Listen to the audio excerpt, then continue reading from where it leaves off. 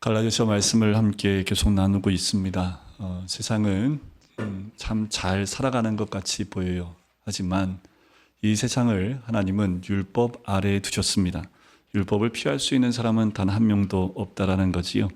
어쩌면 율법을 피할 길이 없다라는 사실이 우리 인간의 상황을 잘 묘사해주고 있다라고 할 수 있겠지요. 하나님은 법을 만드셨고요. 인간은 그 아래에 있게 됩니다. 이 법을 떠나서 살 수 있는 길이 주어지지 않았어요. 율법은 복과 저주를 선포합니다.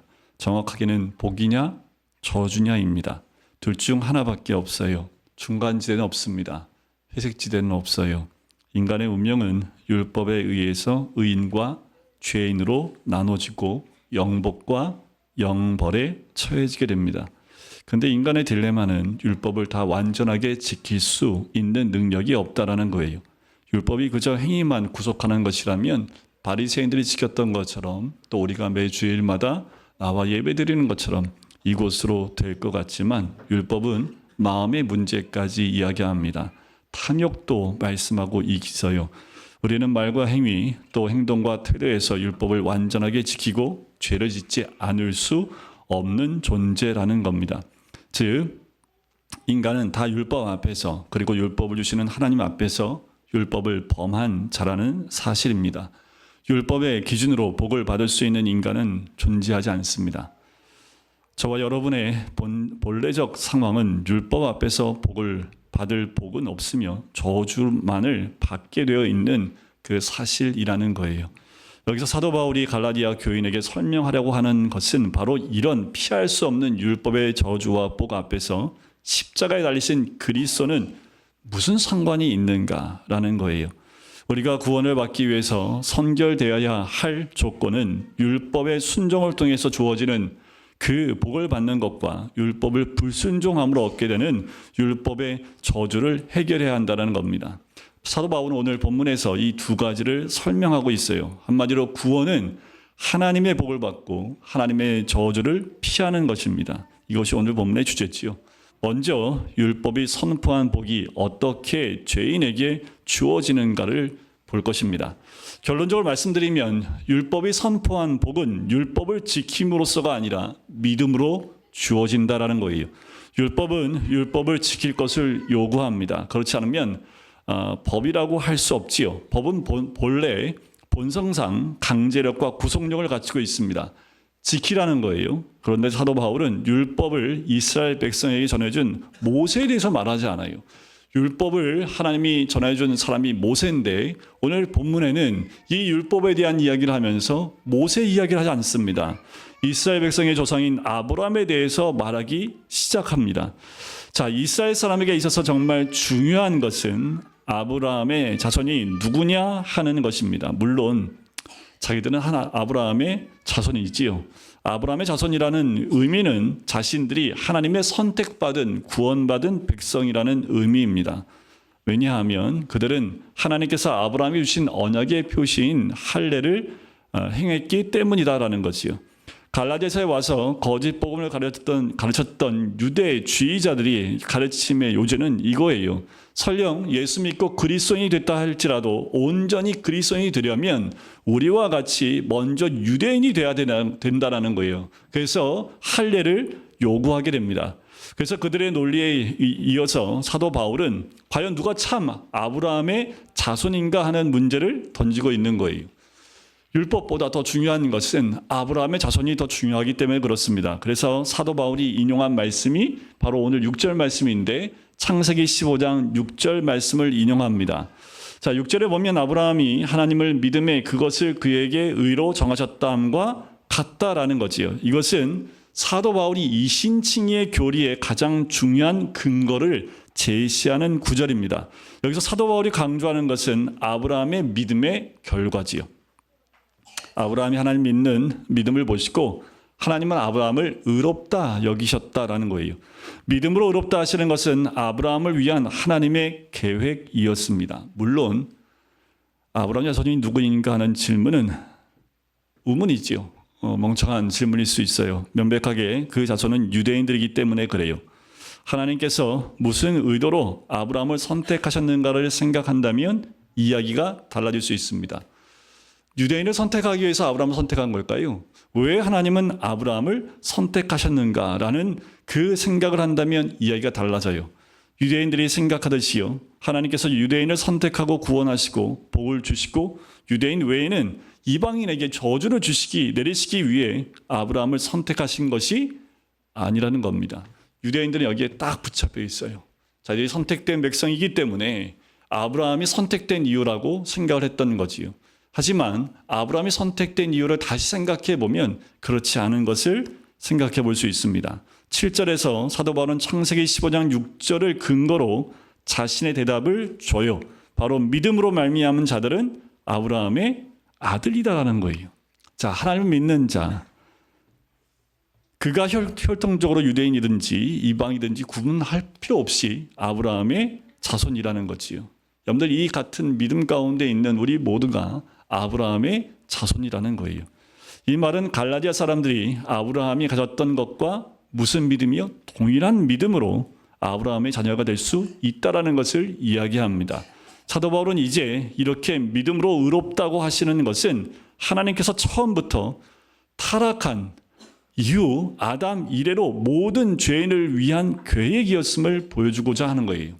이것은 단지 유대인뿐만이 아니라 타락한 아담 이후의 모든 자손들을 위해서 예비하신, 계획하신 것을 보여주는 거죠. 즉, 믿음으로 의롭게 되는 것이 갑자기 생긴 것이 아니라 본래 하나님이 의도였다라는 것을 입증하는 것이 사도 바울의 관심입니다. 구약시대에는 행위로 구원을 얻고 신약시대는 믿음으로 구원을 얻는다라는 것은 성경을 잘못 생각하는 거지요. 이것이야말로 성경에서 벗어난 가르침입니다. 이것을 가르치는 것이 8절이에요. 그래서 8절에서 사도 바울은 구약을 인용하는데 창세기의 3절을 이야기합니다. 창세기 12장 3절, 18장 18절, 창세기 22장 18절을 인용해요. 하나님께서 이방인을 믿음으로 말미암아 의롭다 하실 것을 성경이 미리 알고 썼다고 말하고 있는 거예요. 하나님께서는 아브라함에게 복음을 전하셨는데 그 내용은 바로 모든 이방인이 너를 인하여 복을 얻을 것이다 라는 것이었습니다. 즉, 하나님께서 아브라함을 선택하신 건 단순히 혈통적인 후손인 유대인만을 구원하시려는 것이 아니라 아브라함을 통해서 땅의 모든 족속이 복, 즉 구원을 얻게 하시려는 의도였다라는 거지요. 사도 바울은 아브라함을 통해서 이것을 증명하고 있는 거예요. 사도 바울의 논리대로라면, 사도 바울의 구약 성경에 대한 해석이 옳다면 유대인들은 그들 자신의 존재의 사명 그리고 모든 것을 다시 생각해야만 했던 거지요. 그대 조상인 아브라함이 율법을 순종한 행위로 의롭다함을 얻은 것이 아니라 단순히 하나님을 믿음으로 의롭다함을 얻었다면 그 후손, 바로 하나님의 자녀도 마땅히 같은 방법으로 하나님으로부터 의롭다함을 얻어야 한다라는 겁니다. 그래서 사도 바울이 첫 번째 문제, 아브라함의 참 자손이 누구인가에 대한 결론을 9절에서 보여줍니다. 우리 9절을 같이 한번 읽어볼까요? 시작.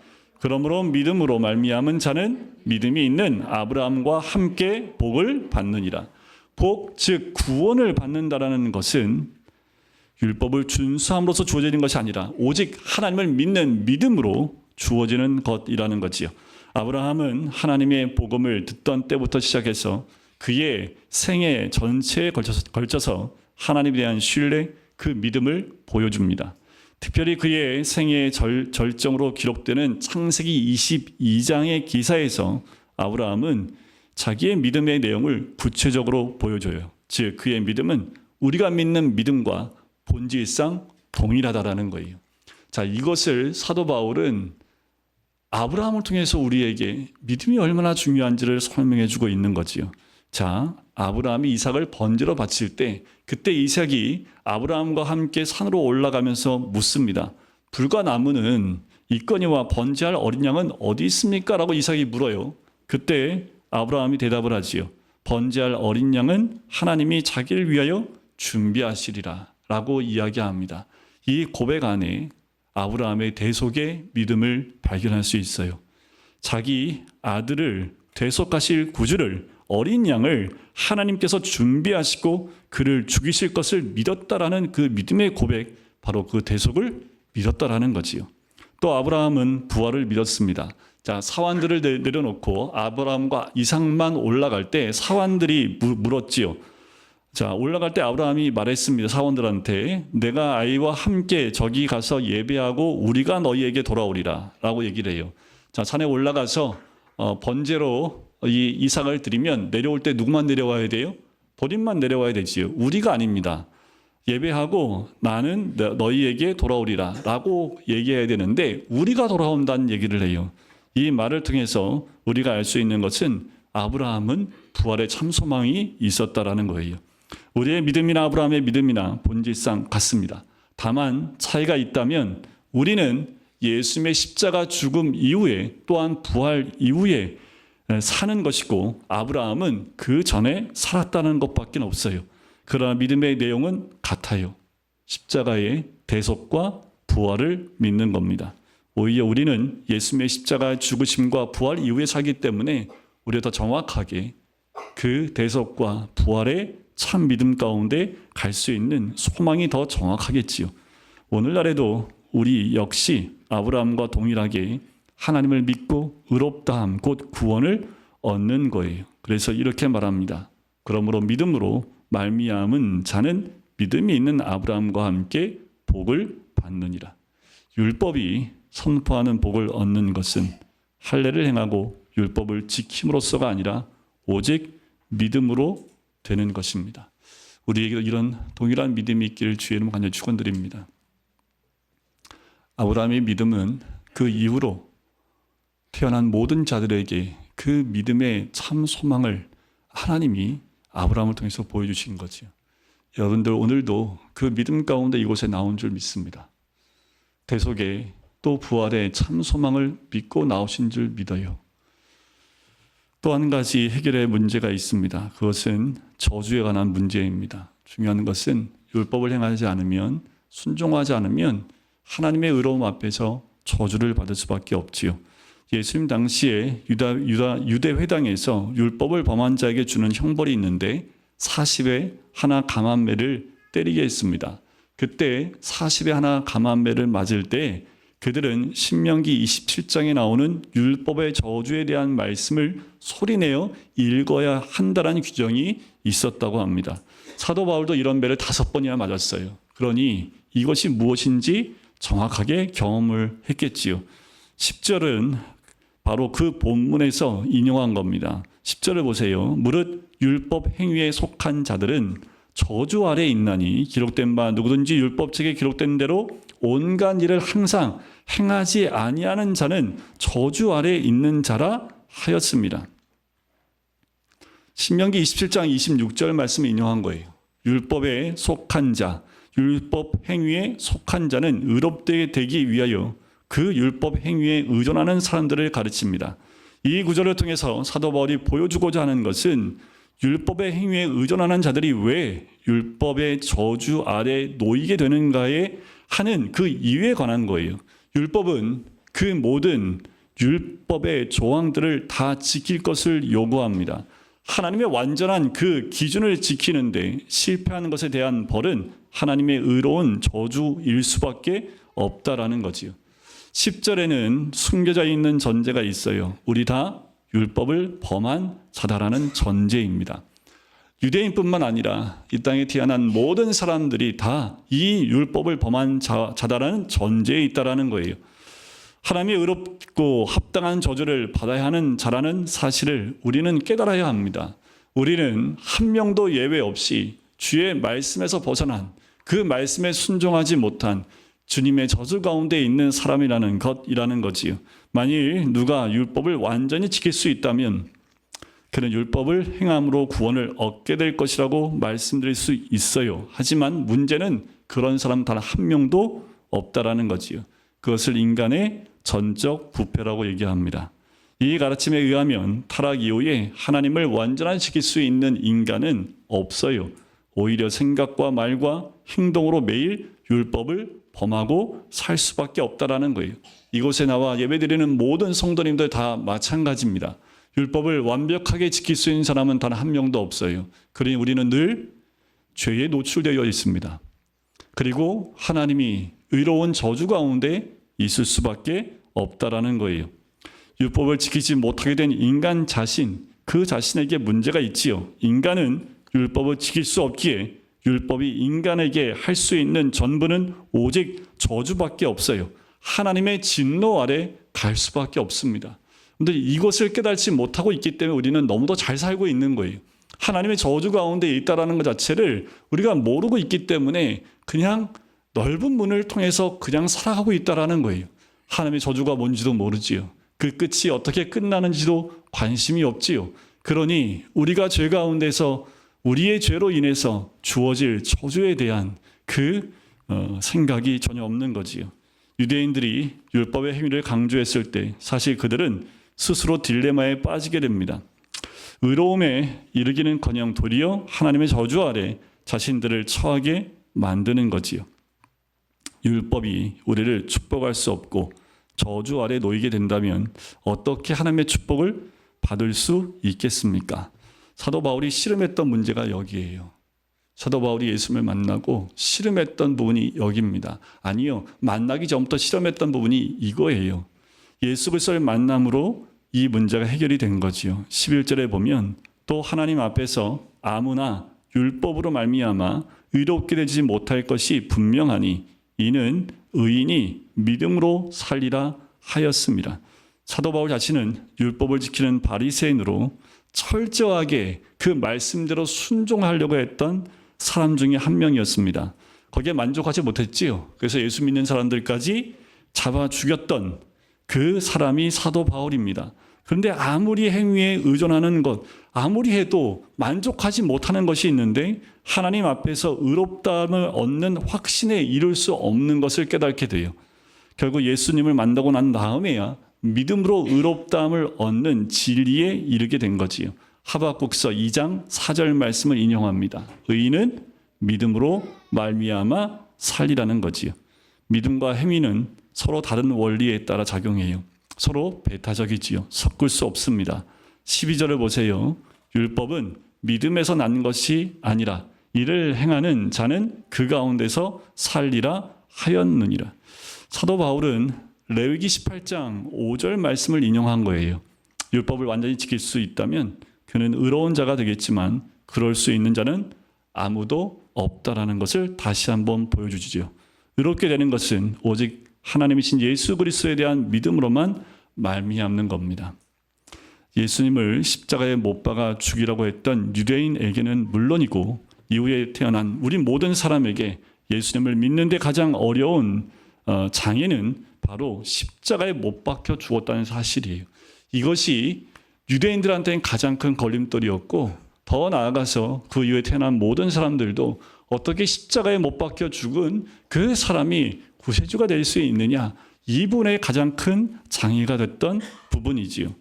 신명기 21장 23절 말씀을 인용한 거예요. 13절, 갈라디아 3장 13절 끝에 보면 기록된 바 나무에 달린 자마다 저주 아래 있는 자라 하였습니다 라고 하지요. 구약시대 저주를 받는 자가 어떻게 표현돼요? 나무에 달린 자는 다 저주받았는데 바로 하나님께 저주받은 것으로 표시가 됩니다. 이 말씀과 전통은 후일에 십자가에 달려 죽으신 그리스도에 대한 말씀이었음을 사도 바울과 베드로는 인정하고 있어요.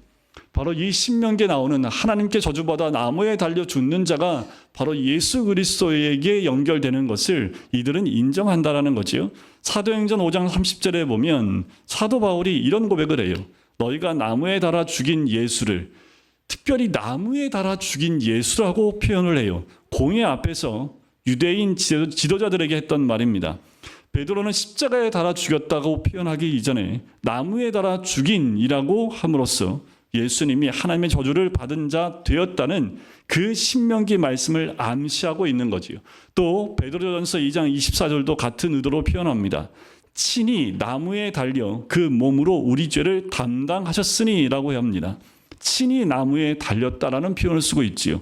사도 바울도 비시디아 안디옥에 이르렀을 때 회당에서 설교할 때 그 설교에서 이 사실을 암시하는데 사도행전 13장 29절에 보면 성경의 글을 가리켜 기록한 말씀을 다 응하게 한 것이라 후에 나무에서 내려다가 라는 그 나무라는 표현을 특별히 쓰고 있다라는 거지요. 사도 바울이나 베드로 사도가 이로써 의미하고자 하는 것이 무엇이냐 하면 십자가라는 나무에 달려 죽은 예수는 하나님의 저주를 받은 자라는 너무나 명백한 사실이라는 거예요. 그렇다면 어떻게 십자가에 달린 예수 그리스도를 우리 죄인의 구주로 믿을 수 있냐라는 거예요. 왜요? 그것은 우리가 받아야 될 저주라는 거지. 이미 율법의 저주 아래에 있는 우리가 받아야 될, 그래서 하나님의 저주와 같이 나무에 달려 죽어야 될 그 사람들이 바로 우리들이라는 거예요. 우리들의 인식이 여기에 있어야 합니다. 우리는 다 나무에 달려서 하나님의 저주 아래에 있어야 될 죄인들이라는 거지요. 하지만 오히려 예수님께서 그 나무에 달리심으로 우리의 모든 저주를 담당하셨다라는 거예요. 그는 우리가 받을 율법의 저주를 대신 받음으로써 우리에게 임할 저주를 제거해 주셨다라는 거지요. 사도 바울의 결론은 14절에 나옵니다. 우리 14절 말씀을 같이 읽겠습니다. 시작. 이는 그리스도 예수 안에서 아브라함의 복이 미치게 하고 또 우리로 하여금 믿음으로 말미암아 성령의 약속을 받게 하려 함이니라.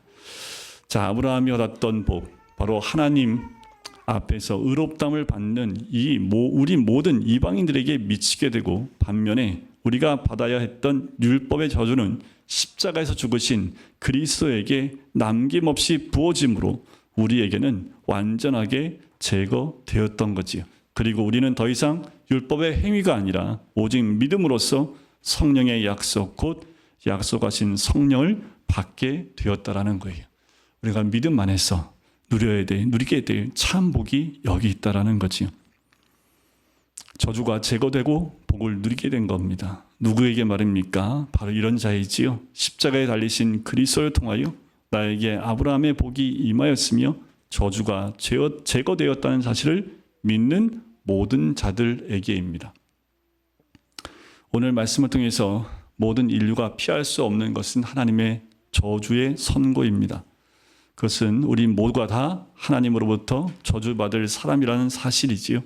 이 문제가 해결될 수 있는 유일한 길은 나무 십자가에 달려 죽임을 당하사 우리를 대신하여 저주를 받으신 예수 그리스도를 나의 구주로 영접하는 길 외에는 없습니다.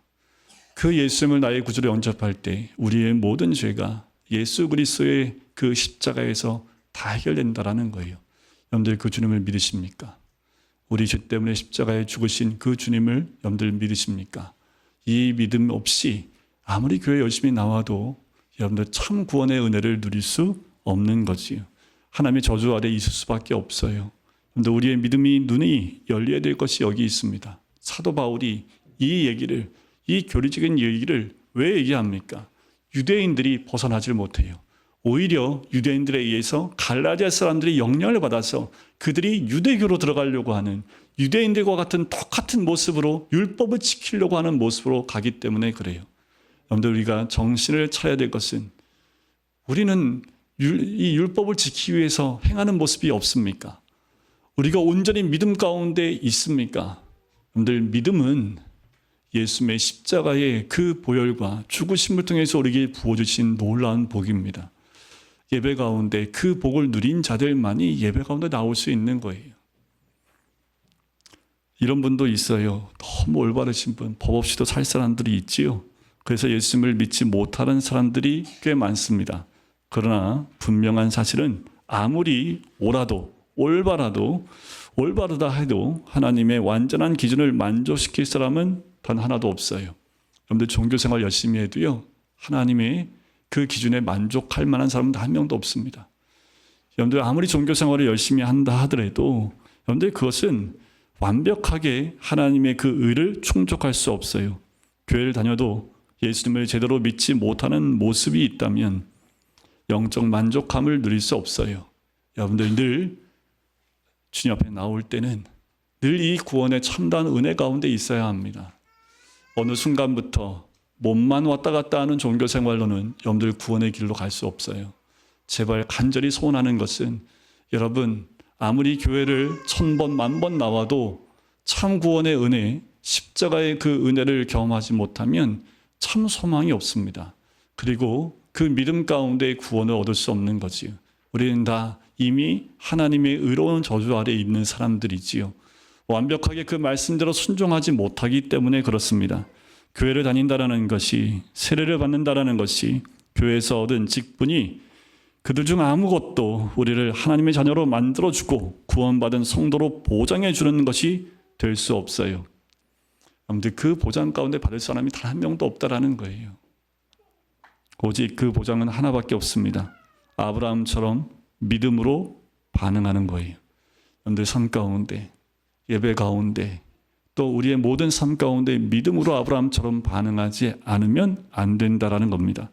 우리를 대신하여 십자가에서 저주를 받으시고 우리를 구원하여 주신 예수 그리스도를 믿음으로 하나님께 나아가는 겁니다. 아무것도 우리의 구원을 보증해 주지 못합니다. 오직 믿음뿐이에요. 여러분들 우리 안에 예수 그리스도를 온전히 믿는 그 믿음이 있기를 주의 이름으로 간절히 축원드립니다. 이것은 종교 개혁자들이 얘기한 거지요. 오직 믿음입니다. 의롭다 하시는 하나님의 은혜로 인하여 감격할 수 있는 것은 오직 믿음뿐입니다. 왜요? 우리 모두는 나무에 달려 죽을 수밖에 없는 죄인들이었기 때문에 그 가운데 예수 그리스도를 믿음으로 참 구원을 얻었기 때문에 그 은혜에 감격할 수밖에 없는 거지요. 여러분이 감격이 사라졌다면 여러분 다시 한번 십자가 앞에 나가길 주의 이름으로 간절히 축원드립니다. 무엇이 우리의 그 은혜를 또 구원의 참 소망을 잃어버리게 만듭니까? 여러분들의 삶의 고난입니까? 아니면 욕망입니까? 그 어떤 것입니까? 여러분 그 은혜를 잃어버리는 그 순간 우리는 믿음의 사람들로 살 수 있는 힘도 없고 아무것도 없는 사람이 되어 은혜를 인하여 믿음으로 말미암아 이 원리를 잊지 마십시오. 늘 우리는 그 은혜 가운데 있어야 삽니다. 그 믿음 가운데 있어야 살아요. 그 믿음을 상실하거나 은혜를 소멸해버리면 우리는 살 수 없는 죄인입니다. 여러분들 교회 백날 나와도 안 돼요. 여러분들 예수 그리스도를 믿는 믿음 가운데 우리의 삶이 믿음으로 나가야 될 줄 믿습니다. 그래야 여러분들 구원의 참 소망을 얻습니다. 제발 여러분들 교회만 왔다 갔다 하지 마십시오. 여러분들 우리가 주님의 은혜 가운데 머무르지 않으면 아무리 이 자리에 오랫동안 앉아있고 여러 번 앉아있어도 아무 소용없어요. 오히려 여러분들 세상 사람처럼 노십시오. 오히려 세상 사람처럼 열심히 놀다가 저주 가운데 가시는 게 낫지요. 평생 주님 앞에서 이렇게 있는데 그 은혜 가운데 있지 못해서 결국은 하나님의 저주 가운데 가는 것 무슨 소용이 있습니까? 우리가 깨어 있어야 될 것은 때가 갖고 온 이때에 온전한 믿음 가운데 나가야 될 우리들. 지금은 우리의 영안이 열리고 우리의 귀가 열려야 합니다. 주의 말씀에 귀를 열고 들을 때 하나님의 구원의 은혜가 우리 가운데 있어야겠지요. 유대인들은 여기에 붙잡혀서 나오지를 못했어요. 하지만 오히려 이방인들에게는 이것이 정말 큰 소망이 됐다는 거지요. 참 소망이 그들에게 있었다는 것처럼 우리 모든 성도님들에게도 의인은 믿음으로 말미암아 사는 것, 이 놀라운 복음을 우리 삶 가운데 누리시기를 주님의 이름으로 간절히 축원드립니다.